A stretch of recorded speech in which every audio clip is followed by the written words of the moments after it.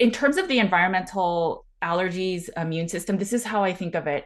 If your body's immune system and it's not being affected by other things, so let's say foods, right? So plant toxins, plant Yeah. sensitivities, then your body should get stronger so that now Yeah. it has the ability and room to deal with the environmental stuff. So if you have seasonal allergies, I used to have seasonal allergies when I used to be plant based. I have zero seasonal allergies.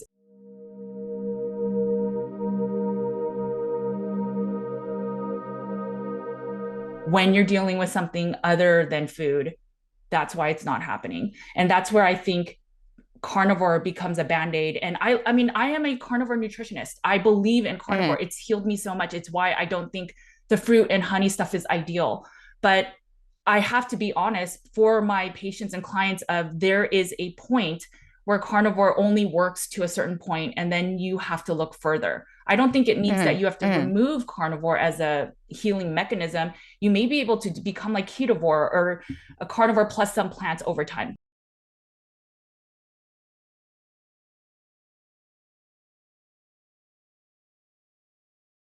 Two ways that CIRS affects testosterone, right? We hear that so much in the carnivore community of, oh, this diet's going to ruin your testosterone.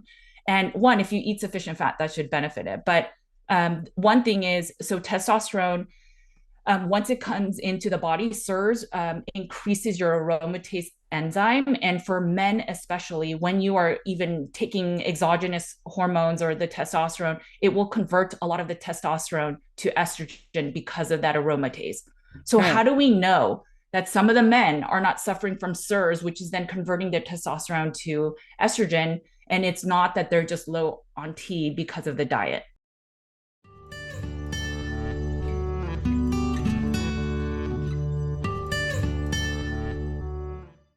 I have seen so much healing in some of my sickest clients and patients where I thought maybe this is the best they can be, where they graduated from a grade F of health to a Yeah. C, Yeah. and now they're actually close to an A. I have one client, I just shared her story. She was never able to consume dairy. She had histamine reactions for anything she ate. She only ate grass fed. She did a lion diet. She improved a lot. But then her symptoms would eventually kind of come back depending on the environment. And when she started working with me, we did gut supports. Again, it helped a little bit, but not enough until we found CIRS. And she's been diagnosed with multiple sclerosis, Hashimoto's, and she has CIRS. She's done the whole protocol. She's not fully done yet. She's been doing it for 9 months, fixing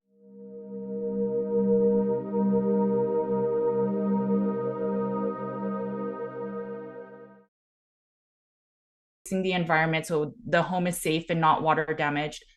She can tolerate any plant she wants. She could do dairy. She used to take sinus medication every night to sleep because her nasal, and that is also affected by CIRS. She does none of that. And she's not even done with the whole protocol. She's not on that VIP spray yet, but she's taken the binders to remove most of the biotoxins that have come in her body and caused inflammation everywhere in her system.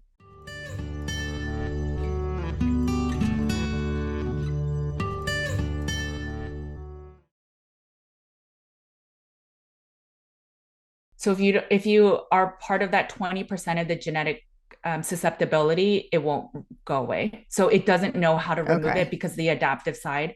And most of the mold that we get sick from is not the water damage, the one that the active mildewy smell. It's when spores or mold dries up and then it breaks into fragments. And I think one spore breaks Ew. into thousands of fragments. And it's those really small bits that can breach the blood brain barrier. And those are the ones Mm. that actually make us sicker.